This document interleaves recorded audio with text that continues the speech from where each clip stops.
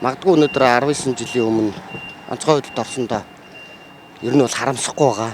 Ер нь хүн ажил албандаа мэрэгжилтэд дурлна гэдэг миний хувьд бол ард иргэдийнхээ төлөө, аймаг орон нутгийнхаа төлөө, аюулгүй байдлын төлөө ажиллах чин хүсэл юм одоо ч гэсэн бөхөөгүй байна. Тэгээд энэ албанд орсондоо маш их баяртай байгаа. Сүүлийн жилүүдэд албан агчдын ажиллах нөхцөл ер нь нэлээдгүй их сайжирж байгаа. Албан агчдын ажиллах нөхцөл, техник хэрэгсэл нэлээдгүй сайжирж байгаа. Жил ирэх тусам сайжирж байгаа, хангалт сайжирж байгаа.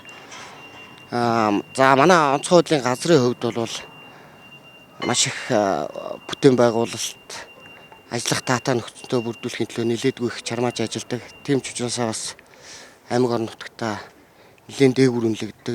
2024 онд бол аймгийн онцлог байгууллагын нэгээр шалгарч ирсэн. За улсын хэмжээнд онцгой худлын газруудын хэмжээнд бас 2 дугаар өрөжилсөн амжилт бүтээлтэй явж байгаа. Байгууллагаараа бол маш их бахархаж явдаг.